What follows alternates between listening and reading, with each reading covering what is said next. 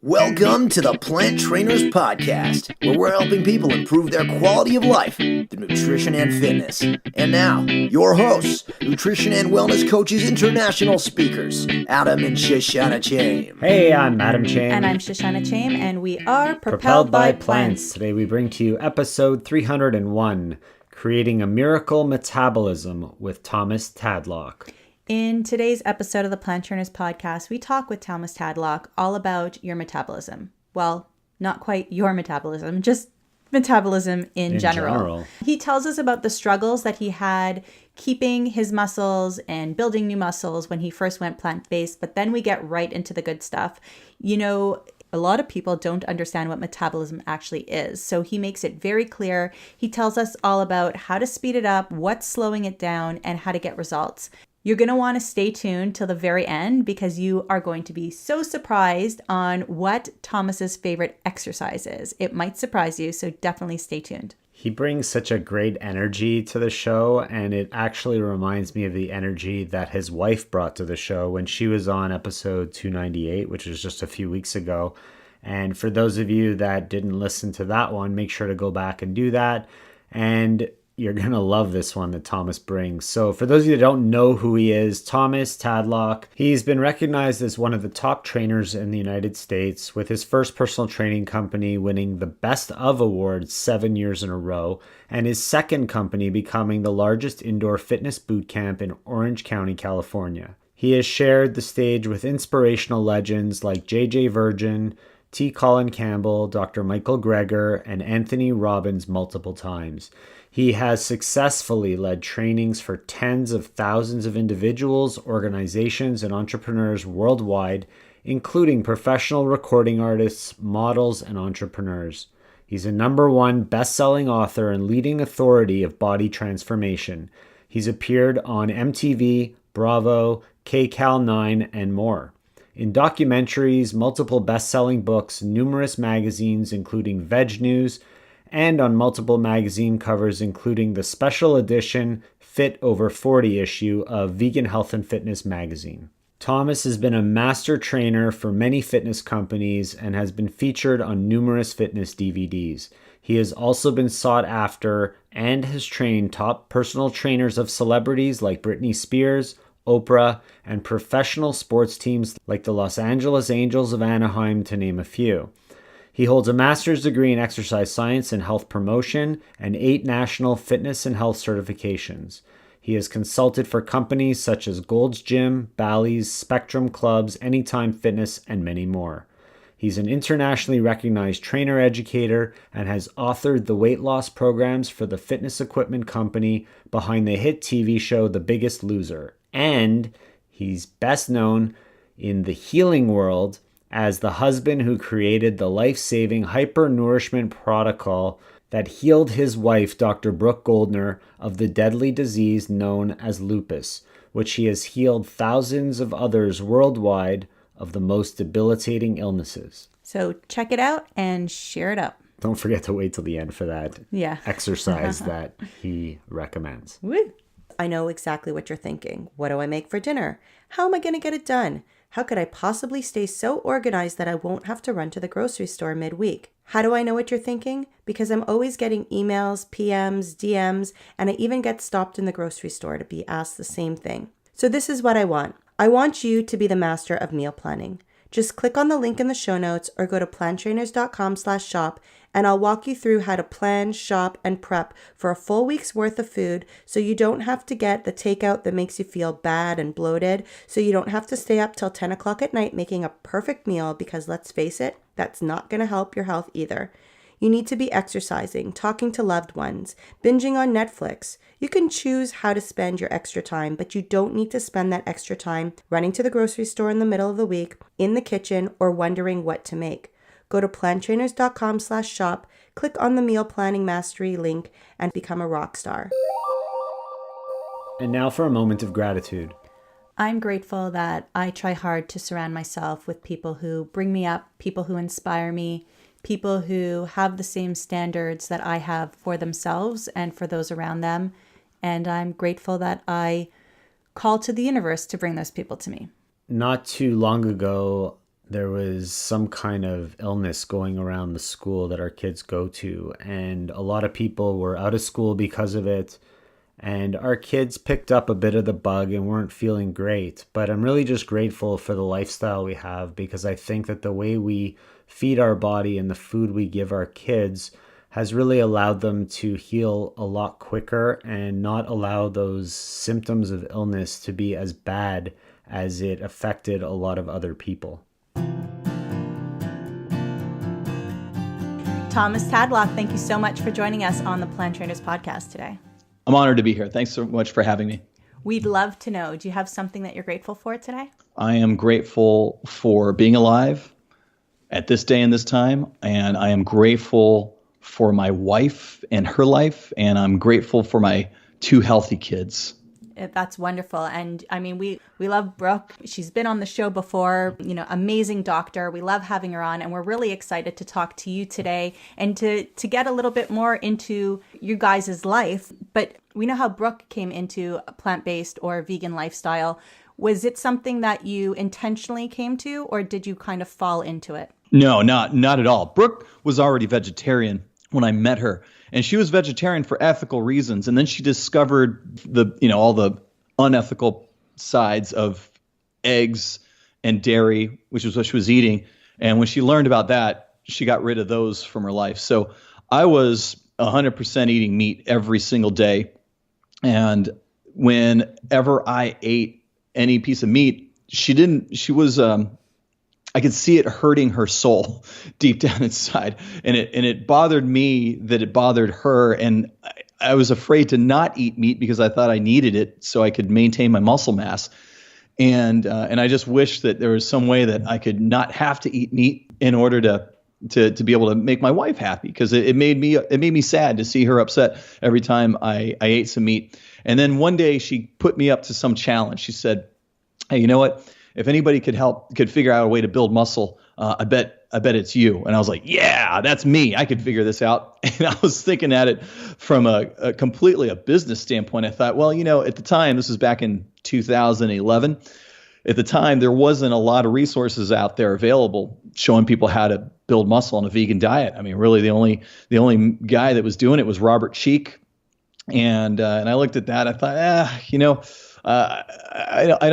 I don't know. I don't know if it's doable, but you know what? I'm going to figure it out. And the best way I know how to figure anything out is going through it and then figuring out how to get myself into a better situation, which was building muscle in that case. So I gave it an 8-week challenge. So all right, 8 weeks. I'm going to go 100% vegan, and I'm going to figure this whole thing out. I'm going to build a whole bunch of muscle. It'll be great, and then I'll be able to kind of advertise that I can help vegans build muscle, which was a clientele that I never really worked with before. So I thought this is going to be wonderful. And 4 days into it, I have I don't know what you'd call it, a kind of a spiritual awakening, I guess you'd call it. I don't know. I suddenly understood, I understood the ethical part of going vegan in a way that I never understood before. The day before I went vegan, I kid you not, I was eating a 1-pound T-bone steak, watching Meet Your Meat on my phone. Now, most sane people would see that, and there's no way that they would be able to eat anything. If you're watching Meet Your Meat, if you've ever seen that documentary, it's a horrible, I don't want to say it's a horrible documentary, but what you're seeing on screen is absolutely horrible. You're watching all of these farm animals just being abused to the worst extent humanly possible. I mean, like, you wouldn't even imagine torturing a human being, even your worst enemy, as badly as these animals are being treated on screen. And I'm watching this stuff, and I'm eating my steak. I'm watching these cows get butchered and these pigs get slaughtered, and I'm eating bite after bite out of my steak. And I had to step back and observe my own thoughts at that point, because I said, how am I still able to eat this while I'm watching this horrific stuff on screen? And then there was a little voice in my head that said, survival of the fittest, bitches. And that was a wake-up call for myself, because I took a step back and I said, did I really just think that thought right now? Because if I just did, I'm a horrible person. I really am. There's something mentally wrong with me that I can enjoy the taste of this steak while watching a documentary that's just showcasing video after video of these different innocent animals getting slaughtered to death. And then what was your reaction 4 days into it? 4 days later, I suddenly feel an overwhelming wave of guilt for all the meat that I've ever eaten. And I felt in my own body, I felt what I imagined pain would have been from these animals. I felt all their fear, and I felt all of the waste because then I learned that how much water it takes just to be able to grow a pound of meat, and here I am just eating it every single day. And I felt horrible about myself. I got really, really depressed, really, really fast. And I swore off eating all meat for the rest of my life. I said, okay, I'm only 4 days in this 8-week stint, but I don't care. I'm going to be vegan forever because I suddenly feel so guilty and horrible for all the meat that I've ever eaten and forever being so selfish about my taste buds. And then as I'm doing this vegan thing, 4 or 5 weeks go by, my gains, my muscle strength, my muscle mass, it's not getting better. It's getting worse. I'm losing muscle, and I'm getting fatter, and I'm getting weaker.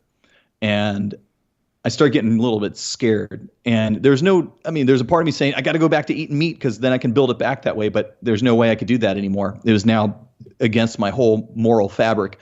And so 8 weeks into it, I do a before and after picture, and I am the worst I've ever been. My body just is horrible. I'm the fattest I've ever been. I'm the weakest. I'm the scrawniest. This was a huge, huge downgrade from where my physique was just 8 weeks ago. So I'm 8 weeks into this, right? And the before and after is just horrible. It looks like if you'd reverse the images, that would make a lot of sense. You'd be like, oh, okay, that's a pretty significant some progress there. But then you look at it in order. You're like, oh, that's bad. Whatever diet you're doing, you should not go on it. So I had to figure out what was I doing wrong, and I was doing everything wrong. It was all I was doing was I just kind of swapped out the protein that I was eating when I used to get big on a meat-based diet for vegan-based protein, but I didn't know what the best sources were, so I just basically substituted real chicken in exchange for fake chicken. I substituted beef in exchange for vegan hot dogs, the soy-based vegan soy dogs, and I was putting down like a couple packages of those every single day. Now, part of me liked it because I thought this is super convenient. When I was eating meat, every time I eat a meal every 2 to 3 hours, I got to go find a microwave or someplace to heat up this meat because, meat has that bacteria and it can be dangerous to eat meat when you leave it out for too long. But with the vegan products, didn't have to worry about that. I thought this is super convenient. I could eat 6 meals a day, 100% vegan. This is awesome. This is convenient. And, the taste isn't that bad. But it wasn't working because I was putting the wrong ingredients in my body. So I was eating mostly, getting all my protein from vegan soy dogs and Italian soy dogs and stuff like that. And it just wasn't working. Now, I didn't know what the right answer was at the time, but I gave it 3 more attempts. And the second attempt, I read a book. It was Tim Ferriss's 4-Hour Body.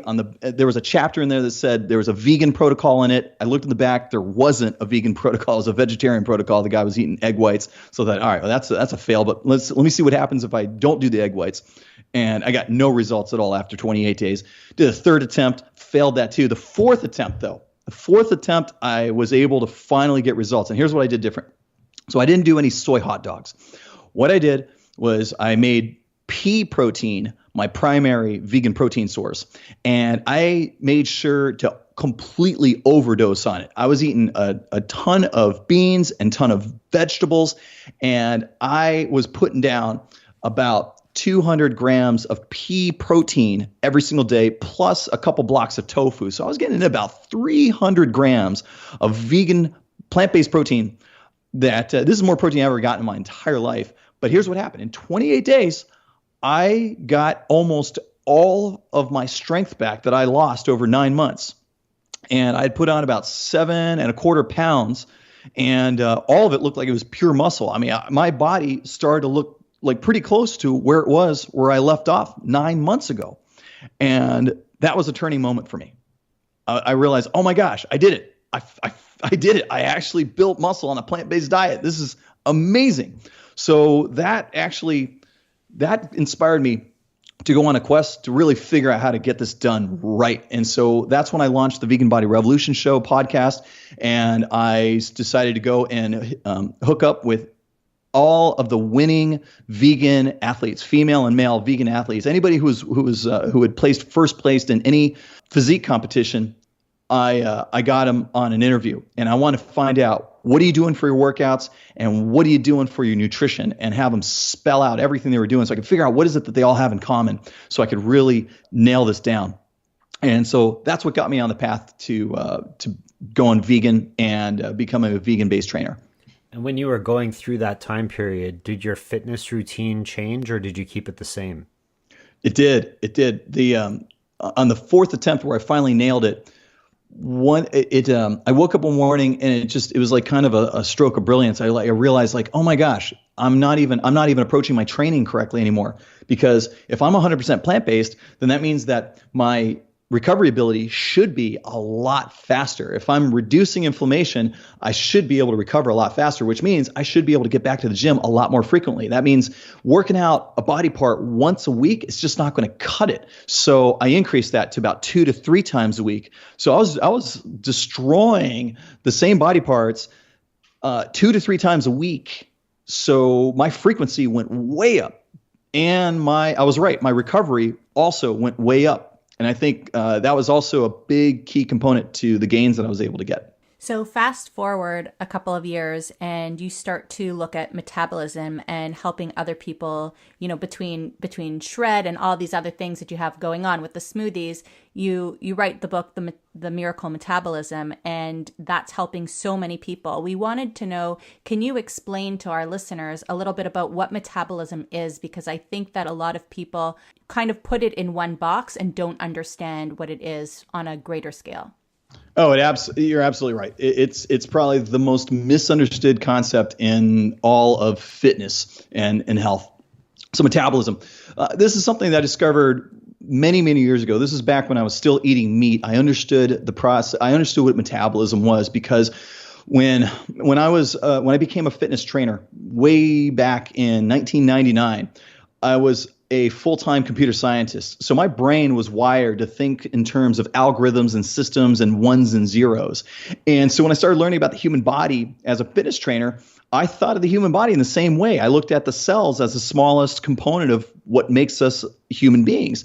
And I looked at, what makes cells function? Because in programming, when you want to create a big advanced software system like Microsoft Word, it starts with one little simple function, one little simple algorithm, and then you build another and another, and you just start adding more and more, and then before you know it, you've got this big, beautiful, complex software system that changes people's lives. And the human body is the same way. When you look at the cell, a single human cell, what we are is just a collection of 50 to 100 trillion of those cells. So I believe as a computer scientist, if you understand how the smallest unit of this system works and how to optimize that, then you can optimize the entire system.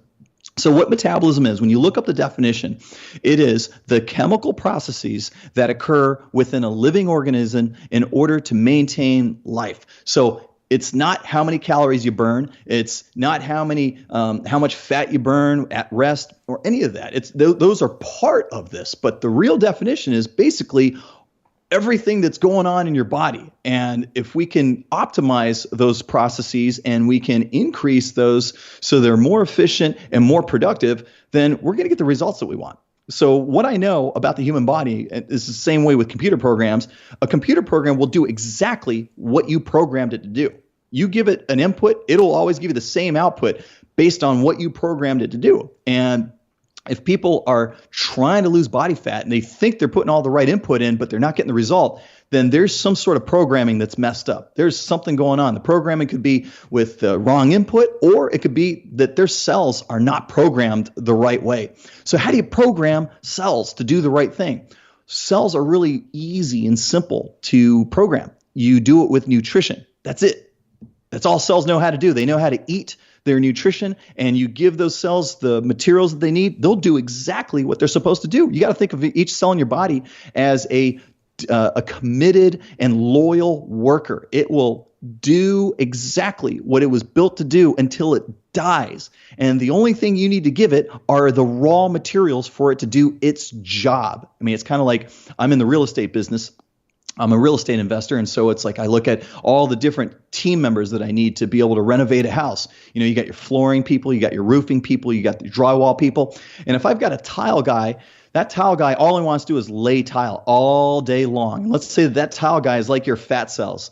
You know, you got fat cells and you got tile, and then and they're like my tile guys. Well, check it out. If I don't give my tile guy tile, he's just going to sit on his butt and drink Coca-Cola and get fat. He can't do his job if I don't give him the necessary materials that he needs. If I don't give him the right tools, he's not going to be able to do his job. He's just going to sit there and get fat, waiting until he gets the right ingredients. It's the same way with your cells, right? So if I give my tile guy the tile, he's going to lay down the most beautiful floors I've ever seen. If I go with high quality tile, it's going to be the most high quality, valuable floor ever. And it's the same with the body. So with the body, if you give your cells the most high quality ingredients possible, all of the ingredients, and you don't hold back, then your cells are going to be able to do their job better than they've ever been able to do them at optimum. So that includes fat loss, it includes muscle building, it includes disease reversal, disease prevention. And so the best tools and ingredients in the world come from raw, fresh vegetables and produce. So that's what. So that's kind of your primer on metabolism. And I discovered this kind of the other way around back when I was doing fitness training, as I seem to get the best results with people when I put them on huge amounts of high raw vegetables.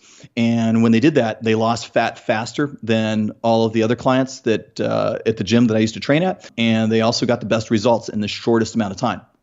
So metabolism is really a function of your diet. If you've got an amazing diet where you're supplying all the best nutrients to your body, you're going to have an amazing metabolism. And that includes being able to, and that allows you to be able to build a lot more muscle a lot faster and lose a lot more body fat a lot faster. So it sounds like you're saying we need to eat more real food, right? The right kinds of food and more real food, because there are a lot of vegan bodybuilders or vegan trainers out there who are saying, wake up in the morning, take a brick of tofu, blend that into a smoothie, drink it down, get your 30 grams of protein in first thing in the morning, then another 30 grams after your workout. That's not what you're saying that we need to do to build our metabolism, to burn our fat, that we need to be eating a lot of food, but it needs to be real whole food and a lot of raw fruits and veggies. I'm excited for you to hear this mind-blowing information that we have coming up, but before we do, one of the best parts of living north is when it finally becomes warm enough to get outside for a run wearing just a t-shirt again. The crisp, cool air helps wick away the sweat while we run, bike, or work out in our Propelled by Plants performance t-shirts printed on the exact same Ironman finisher microfiber material. It's fast absorbing, quick drying, most importantly, UPF 30+. You can also find us showing off our guns in our Training for Life cotton tees. So now's the time to get your own shirt. And since Father's Day is quickly approaching, plan ahead and order one for a father in your life too. Each t-shirt comes with a handwritten note from us because we believe that much in gratitude. And we love you, our listeners. So get your shirts at planttrainers.com/shop or click the link in the show notes. And now back to the show. Well, let me tell you something. Most trainers, I'm a master trainer. I've been a master trainer for over a decade, over 15 years. I've been training trainers, and I've trained a few thousand trainers. And I'm going to say this as a general statement based on my observations. Most trainers do not know how or why the things that they do to transform their clients' physiques and their own, they don't really understand how or why it works. They just know that if they do certain things, they get a certain result. And then they try to invent an explanation for it later on. So here's the thing. You're saying what the protocol that you're just describing to me right now probably comes from one or a handful of trainers that you might have interviewed. I've interviewed a lot of trainers. And at the end of the day, all that matters to me are the results. So you might have some trainers that do that and get amazing results and win first place. I also know some fitness professionals that do completely the opposite and also win first place in the contest. So sometimes, whether you have to, do you have to be wake up in the morning and blend up some tofu? Well, no, you don't, because I know I'll name like 5 other people that win first place at contests that don't do that and get the same or better results, right? So that has nothing to do with metabolism. Metabolism, again, is the chemical processes, and this is you can just Google the definition, the chemical processes that occur within a living organism in order to maintain life. You just want to give the best ingredients possible. Protein is one of the ingredients, but what about all the other ones? Then the question, and then there's the question. I don't even know if it's a debate or not. Just look at people's results, right? The debate of, do you have to have it first thing in the morning? Well, you would think that it does, just from basic, like you think you wake up in the morning, the sooner I put nutrition in my body, the better. Great. But then again, I've interviewed people like Derek Treesize, who he would work out first thing in the morning and he wouldn't have his first meal until a few hours later. And then you've got guys like Will Tucker, who freaking eats 1 or 2 meals a day. And yet those guys are winning first place in physique competitions. So when you look at the result at the end of the day, like, well, okay, these guys are getting the same result as the guys that are doing it, the guys that aren't doing it versus the guys that are doing it. And they're getting the same result. So the question, so you get to rationalize, does that really make a difference or not? In my book, it doesn't. Yeah, so everybody's different and needs to figure out what works best for their body. Is that right? No, here's the thing. We are different in terms of how we approach things, but our DNA is pretty much the same. I mean, it's not like you feed one dog a very specific diet that starts at 5 a.m. and then another dog needs it at noon. Like, we're humans. It's just that you got 2 types of people that just found a preference one over the other. I mean, that's really what it is. If you took the person who got their protein in at 5 a.m. and made them get their protein in at noon and look at the results over a year, my prediction is you would see absolutely no difference. I think the difference is preference. Are you a person that just needs to, that just prefers to eat all the time? Or are you a person that wants to eat only 1 or 2 meals? Are you a person that likes to wake up and fill your belly with something? Or are you a person that not? It's preference. It's not necessity. So let's move this over from, those key players in, physique competitions to the general population. What do you feel are the main factors that are slowing down people's metabolisms and keeping them from losing weight or being as healthy as possible? Oh, straight up not eating enough of the right foods. That's it. So the 2 most lacking things that I see, there's 3. The 3 of the most lacking things that I see that most drastically impact metabolism that most people are just not eating enough of. They're not eating enough of raw vegetables. That's number 1. Hands down, they're not eating nearly enough raw vegetables. I always do a poll every time I speak. Doesn't matter if I'm in a room of 10 people or 6,000 people. I do a poll and I say, okay, how many of you are eating at least a cup of raw vegetables every single day? About half the hands go up. And I say, okay, 2 cups.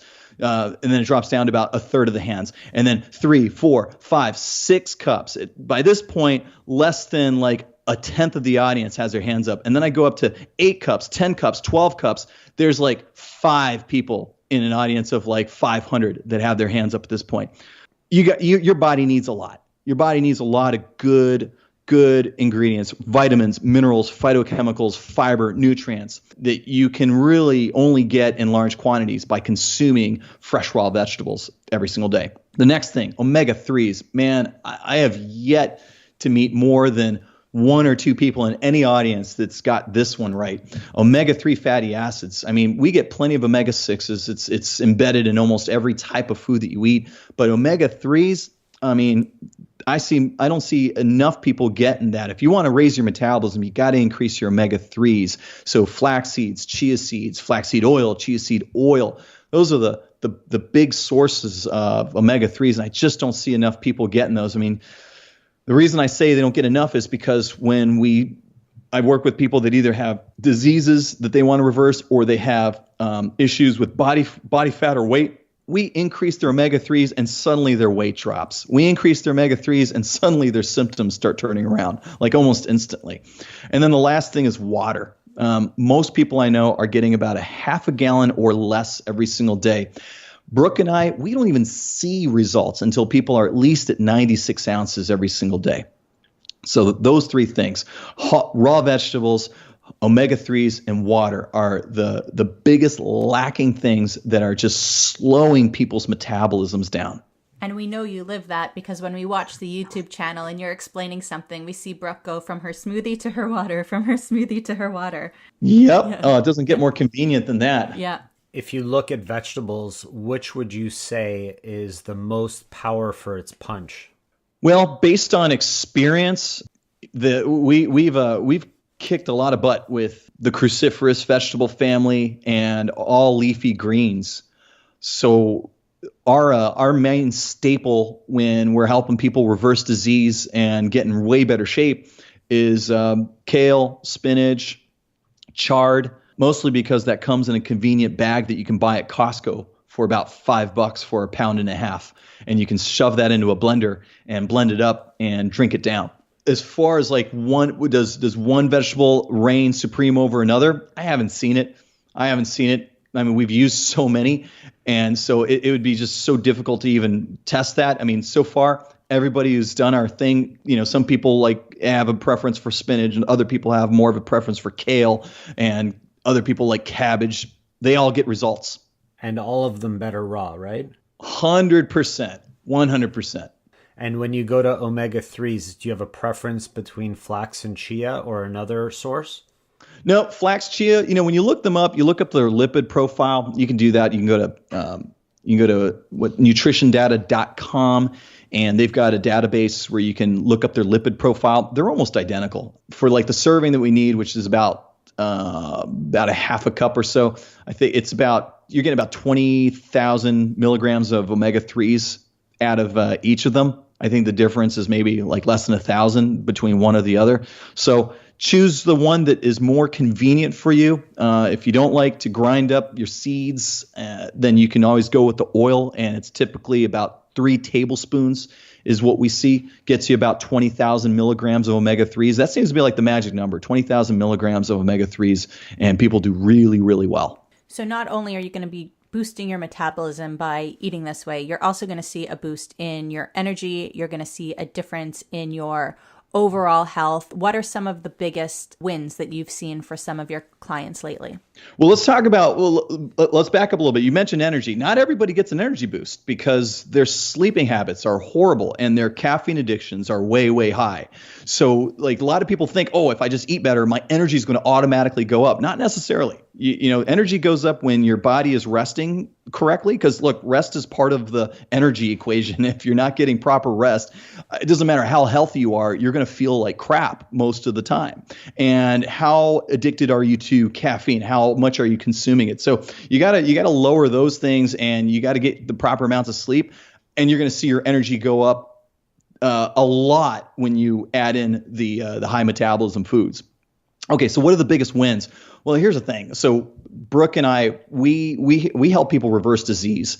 That's our thing. And every single day, somebody is sharing a reversal of some symptom or some lab or some disease 100%. It's every single day.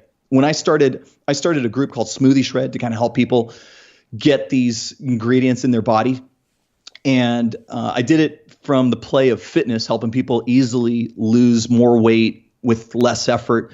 And what started happening was people with diseases started entering the community, and they started doing it and sharing their results, because they do it for about 4 to 6 weeks or sometimes even less. And then all of a sudden, people are popping up sharing images of before and after. Hey, I had skin psoriasis. I don't anymore. Oh my gosh, I just read Goodbye Lupus, and I've been following this protocol for 6 months, which is, by the way, it's just eating a ton of raw vegetables, omega-3 fatty acids, and water. That's the whole protocol. And all of a sudden, I don't have lupus anymore, and it's been confirmed with my labs. I had rheumatoid arthritis, and for the first time in 20 years, I can walk without pain in my joints or my knees. Stuff like that. It's every single day. This is normal for us. This is usual. It's common for us. And then, all right, so look, we got the disease reversal part of it, right? But you know what really is the biggest win is what that means to no longer have those diseases. So you got people that are bedridden, right? We got a lot of people in our Smoothie Shred community. We have a lot of people that join our rapid recovery group, and some of them can barely walk, and they follow our advice by just shoving and shuttling all of these nutrients in their body, which comes from the grocery store. And in like 2 to 3 weeks, the stories of how they're able to walk for the first time, or they're able to put their pants on by themselves for the first time, helping people get their life back is really what it's all about for us. I mean, there's people that have been dying to get on a bicycle, thinking they'll never, ever be able to ride a bike and feel the wind in their face ever again without being in a car or being debilitated. And suddenly they're able to do that again. I mean, that's the type of stuff that brings tears to my eyes. Or moms and dads that have sick children, and they put them in our program, and they put them through the protocol, and suddenly they're better. They're playing at school again. They're getting into their sports. They're playing sports for the first time in years. Man, I mean, that's what it's all about, especially being a father of 2 kids. I can't even imagine what it's like to have 2 sick kids, and then to be able to have them almost miraculously get their lives back too. I mean, those are the wins for us.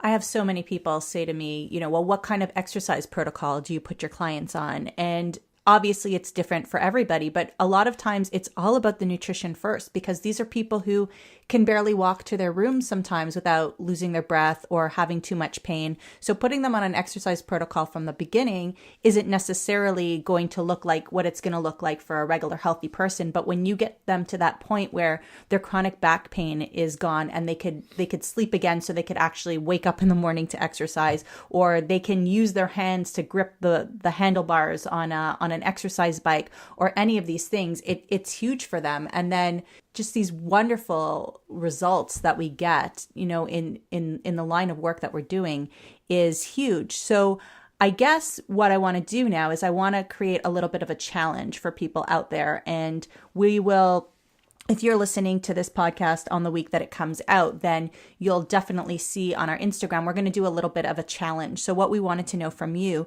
what is a good exercise challenge that would be safe for everybody out there to do? What's your favorite exercise? And we're going to build something around that for everybody. Oh, this is super easy. Yeah. So this is how I do it in Smoothie Shred. All you're going to do is just, your goal in the next 2 to 4 weeks is to double the amount of activity that you're getting every single day. Just double it, whatever it is. So you've got people from all walks of life that can participate in this. So you've got people that are supreme athletes, so doubling their exercise activity, it's pretty straight up. They know what their workouts are. Now they got to do double. Easy. They get it. It's cut and dry. And you know for a fact, you double anybody's exercise, they're going to see some results in 2 to 4 weeks, right? Now, let's say that you're someone who is you're not even working out. You don't have a workout routine at all. You haven't worked out in years. You might be sick. You might have some issues. No problem. Anybody who's walking, you get a pedometer.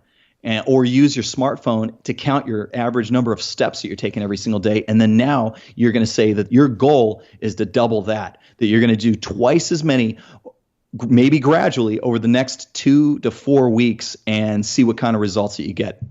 You double your steps, you're going to get better results. We're going to have some triathletes who are going to be really upset with us. No. So if you're a triathlete and you're training for hours every single day, you're not going to double your duration. You are going to double your intensity, and that's going to make you faster. It's going to make you more powerful. It's going to make your endurance even better at a higher pace. You're going to crush those races. I like that challenge. Yeah. Yeah. So that's so you can double in a lot of different ways. So if you're so we're talking from very simple, which is, let's just double our steps.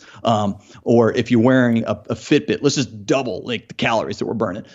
If you're an athlete already, and let's say you're already a really highly sophisticated athlete, double intensity. That might mean double the number of sets for the same amount of time. Maybe it's double the amount of resistance that you're using in the same workouts. There's a lot of ways you can increase, or it might be cut your rest time in half, which doubles your workout. I like that. Tell me, Thomas, if you could only do one exercise for the rest of your life, what would be the most important exercise to do? Sex. Easy. The sex challenge. I mean, look, you can do push-ups if you want, but honestly, that gets boring after a while. But you know what? My suggestion never gets boring, ever. Sounds good. That's good. I think people really like that one. If people want to find out more about you, see what's going on in your world, or reach out, where would you like them to go? Well, you want to get all the free recipes, how to boost your metabolism, how to get free trainings, how to join our community without having to pay a dime. You just go to smoothieshred.com. Smoothie, and that's SMOOTHIESHRED.com. You're going to find links to both Brooke and my Instagrams and our Facebook pages. I mean, if you want to see what's going on in my life, find me on Facebook. I chronicle my personal life on there, just facebook.com/Thomas Tadlock. But if you want to follow all the other stuff that we're doing with disease reversal, metabolism boost and stuff, you just go to smoothieshred.com. Keep it simple. That's perfect. And Thomas, we will link to all of that in our show notes at planttrainers.com. We'll also put a link to your book, Miracle Metabolism, your step-by-step guide to quickly lose fat, gain muscle, and heal at any age. Thomas, we really want to thank you for taking time out of your busy day to spend with us here on the Plant Trainers podcast. We really appreciate it, and our audience will too.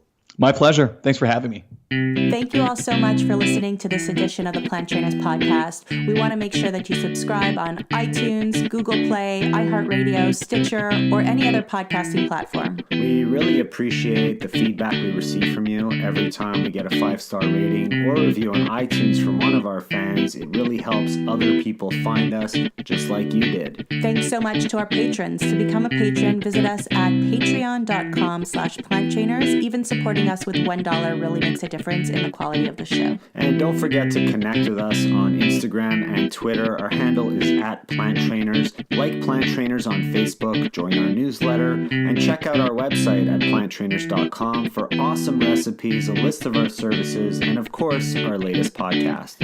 We encourage you to email your questions to info@planttrainers.com so that we can help you improve your quality of life through nutrition and fitness. So we hope we've inspired you today. Join us again next time and have a healthy day.